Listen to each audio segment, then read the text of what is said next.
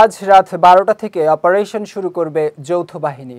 অবৈধ অস্ত্র উদ্ধারে পরিচালিত অভিযানে দেশের সার্বিক আইন শৃঙ্খলা পরিস্থিতি নিয়ন্ত্রণ সহ মাদকের গডফাদারদের আইনের আওতায় আনা হবে। আজ সচিবালয়ে স্বরাষ্ট্র মন্ত্রণালয়ের সভাকক্ষে আইন শৃঙ্খলা বাহিনীর বৈঠক শেষে গণমাধ্যমকে এসব তথ্য জানিয়েছেন অন্তর্বর্তী সরকারের স্বরাষ্ট্র উপদেষ্টা অবসরপ্রাপ্ত লেফটেন্যান্ট জেনারেল মোহাম্মদ জাহাঙ্গীর আলম চৌধুরী। নাইম হোসেনের ছবিতে বিস্তারিত থাকছে আমার তৈরি করা একটি প্রতিবেদনে। মঙ্গলবার দুপুরে সচিবালয়ে আইন শৃঙ্খলা সংক্রান্ত উপদেষ্টা পরিষদের প্রথম সভা করেন স্বরাষ্ট্র উপদেষ্টা অবসরপ্রাপ্ত লেফটেন্যান্ট জেনারেল মোহাম্মদ জাহাঙ্গীর আলম চৌধুরী। সভা শেষে গণমাধ্যমের মুখোমুখি হন তিনি।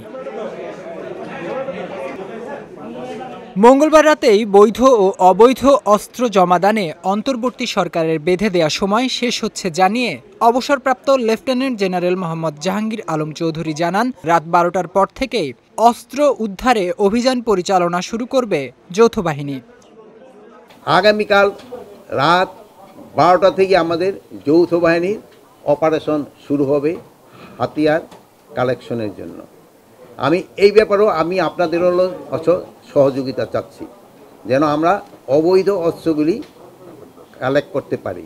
সভায় দেশের আইন শৃঙ্খলা পরিস্থিতি নিয়ে আলোচনা হয়েছে জানিয়ে উপদেষ্টা জানান, যৌথ বাহিনীর অভিযানে মাদক নিয়ন্ত্রণে মাদক চোরাচালানের সঙ্গে সম্পৃক্ত গডফাদারদেরকেও আইনের আওতায় আনা হবে।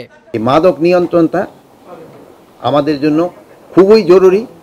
এই জন্য আমরা বিভিন্ন ধরনের পদক্ষেপ নিতে যাচ্ছি, যেন এটা নিয়ন্ত্রণের ভিতরে চলে আসে এবং মাদকের গডফাদারদের যেন আমরা আইনের আওতায় আনতে পারি।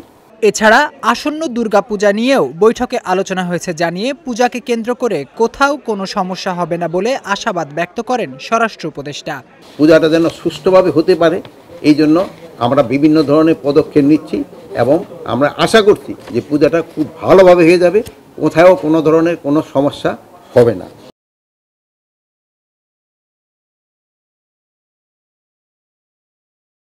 আইন শৃঙ্খলা সংক্রান্ত উপদেষ্টা পরিষদের বৈঠকে মিয়ানমার সীমান্ত সমস্যা নিয়েও আলোচনা হয়েছে বলে জানিয়েছেন অবসরপ্রাপ্ত লেফটেন্যান্ট জেনারেল মোহাম্মদ জাহাঙ্গীর আলম চৌধুরী। এই সমস্যা সম্বন্ধে জাওয়াদন্তু, বিজয় টিভি, ঢাকা।